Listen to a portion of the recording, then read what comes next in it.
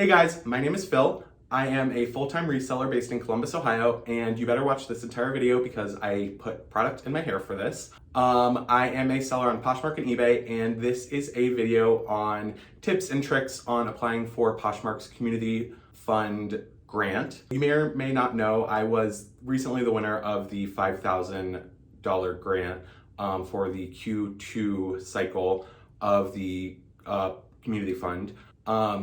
Just starting out, I totally didn't think I was gonna win. I am not an influencer.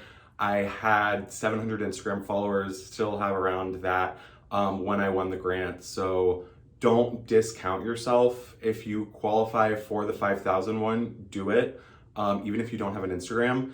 You know, I followed the Poshmark accounts of the other winners, and a lot of them don't have social media. It's not necessary. I don't think Poshmark I don't think it's a requirement for them. I think if you do have social media, they're probably gonna check it out because they're giving you $5,000 and that is a lot of money. Or $500, that is still a lot of money. 13 people win the $5,000 grant, and I wanna say 130 people win the $500 grant. If you're planning on applying for the $5,000 grant, you're probably most likely a full-time reseller. If you're applying for the $500 grant, you may be just a part-time reseller. You may be a full-time reseller who's looking to grow your brand even more. I would clarify, if you are a full-time reseller applying for the $500 grant, that you would be able to apply again if you won the $500 grant, and let's say you qualified for the $5,000 grant at another time. If I were you, I would want to make sure that I'm allowed to reapply. It may say that in the documentation that Poshmark provides when you apply. So Q3 cycle, I believe, starts October 1st. So I'm just going to go through, and based on my experience, again, everyone's experience is going to be really, really different for applying for this grant. So take this with a grain of salt. Somebody else may have had a totally different submission than me and still have won $5,000 or $500. So take my tips and tricks with a grain of salt. That being said, I did win on the second cycle. Also, I do not work for Poshmark. I am not affiliated with Poshmark. I am not in contact with Poshmark about making this video. So don't think that I have some super secret sauce will give you everything you need to get free money. That's not what I'm here to do. I have applied for multiple grants, and I intend on applying for more. eBay does a grant program, and there's a couple great resources out there to apply for grants. At the end of the day, you need to think grants are free money. It may take you 3 hours to apply for a grant. It may take you an entire day to apply for a grant, but if that means $5,000, $10,000 for your business, that's like game changing. So without further ado, I'm gonna kind of go through and tell you what I think would be helpful for when you apply. And if you like this video, please give me a thumbs up and subscribe and comment below if you have any suggestions or questions or whatever you need. So number one, I know in YouTube videos it's not good to give the most important tip away at the start of the video, but I'm gonna go ahead and do that. You need to be yourself. Poshmark is not looking for a robot, I assume.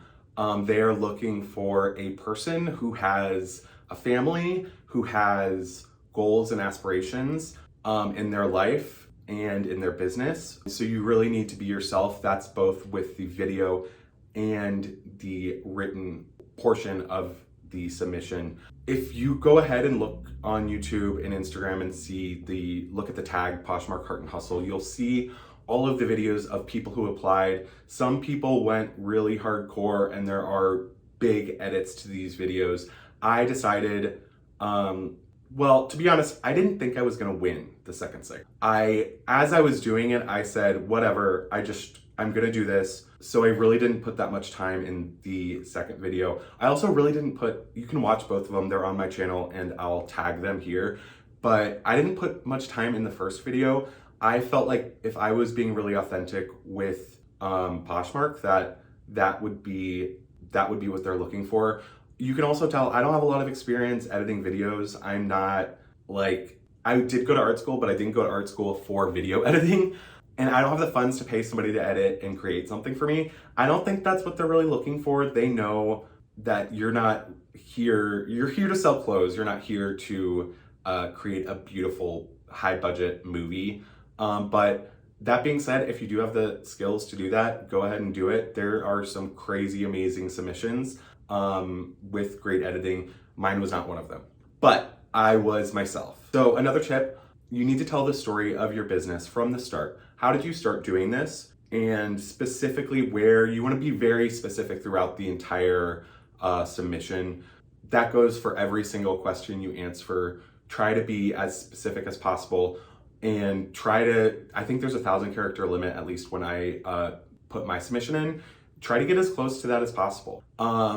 I made a Google Doc, and if you do Google Docs, I don't have Microsoft Word, but if you do Google Docs, then you can actually highlight your text and see how many characters you're at when you're typing it up.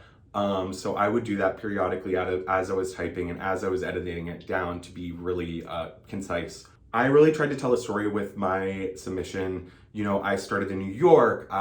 It was a side hustle. It was a hobby. I was selling my own clothes. And then one day, poof, I thought I would do this. And then I was really successful, or partially successful, or I messed up, or I made mistakes. And I learned from those mistakes. I think I did say that in my submission, that I have made mistakes with my business, and it's only with those mistakes that I was able to grow my business, grow my social media.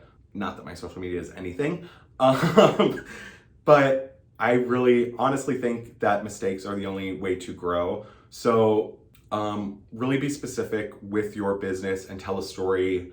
Did you move? Did you have to put it on hold because you had kids? Did you have to put it on hold because you had a dog, or did your dog get sick so you needed to sell clothes? That's all a story, and that is putting a face to a submission. They're probably going through rounds of when they're getting these submissions, and they probably look at the written submission first, not the YouTube submission. This is all a guess. I don't know, but that would be my guess. So after you talk about the past of your business, talk about where you want to be in 2 years. Talk about where you want to be in 5 years, and really, really be specific with how that looks for you. So if you're applying for the $500 grant and right now you're just a part-time reseller, right now you just sell your own clothes, say this $500 would really, really help me go out and source $500 worth of clothes that I can turn into $2,000. If you're really, really confident and you know brands and you know items that sell, and maybe you have a secret thrifting location, really be specific with this money will get me inventory. And with that inventory, in 2 years, I can quit my day job. In 2 years, I can pay off all my medical bills. In 2 years, I can pay off my student loans. So I really think specificity is important. They're giving you $500, $5,000. Poshmark is a publicly traded company. They have shareholders to attend to, and shareholders don't want to see that Poshmark lost $500,000 in a grant that didn't go anywhere. They want to see that this is really going to be a takeoff for your business. So that's a little tip that I was really, really specific with mine. Basically said that I need inventory. In order to grow my business, I was kind of seeing a flat line of sales. In order to grow my business, I needed inventory, and I needed inventory quick. I also said after I spend the money on the inventory, the leftover funds would be great for me to pay for a storage unit, for me to set money aside that someday I'd like to hire an employee. So I actually applied the first round and the second round. So one important thing that I did in the second submission, my goals changed and what I was going to spend my money on changed. The first submission, I said I wanted an office and I wanted a part-time employee. And you know what? By the second submission, even though I didn't win the first submission, I had already done that. I had an office that I just moved into, and I hired a virtual assistant on Upwork. And I told Poshmark that. I said, look, I asked for money for this and I didn't get it, but I was able to accomplish my goals anyways. And the second time I won. So yeah, being really upfront is really important. Think about how you want the tone of your submission to be. I want it to be really upbeat and friendly and personable. When they're reading these submissions, there's probably a ton of submissions they have to get through, and probably they want somebody who's like kind of friendly when they're reading it. So I actually did like smiley faces in my submission. And I talked about my dog, and I talked about my husband, and I talked about just everyday things. And I tried to be as upbeat as possible. But that being said, you need to edit your submission. And don't just edit it once or twice. Send it to somebody. Send it to your dad. Send it to your partner. Anybody, they don't have to be an expert in English. They just need to give it a second set of eyes. Whether that's just editing and proofreading, or saying, hey, you said that you want to spend $500 on remodeling your kitchen, and I don't think that's what Poshmark wants. So getting that second set of eyes on your submission is super, super helpful. Feedback, I always say, is the best way to better yourself. And if you're in college, can you take it to the Writing Center? People love to help. People love to hear about your passions. And if you're really passionate about something, that will definitely come through. And just be really honest with what you want help-wise from other people. So before you submit, you should proofread. Everything should be perfect. You should have followed all of the instructions. That means for the video, make sure you put hashtag Poshmark Heart Hustle in the description of the video. That means that you were specific with everything, and you really thought that you could get as close to 1,000 characters as possible for each question. And once you get to that point, then you can submit. Even if maybe you take a week-long break from this and say, you know what, okay, here's a rough draft. I'm gonna come back in 7 days and really hammer out the details to this. That's great. I always think that that's the best way to do things. But also, if you're really crammed and you want to do cycle 3 for sure, and it's the last 2 days, do it. They will see that you applied. And then cycle 4, you'll be able to improve your application even more. I don't know if they're going to do this in 2022. No one said they were. They only have committed to 2021. I genuinely think that everyone who is eligible should be applying for this. Check the eligibilities. Maybe you are close to the $5,000 grant and you don't even know it. Just double check it. All you have to do is run your sales report on Poshmark, super easy, and read through what is required. And this money, it's possible that you could win this money and it could be a game changer for your business. So if you made it this far, thank you so, so much. And you must have really liked that I put the product in my hair.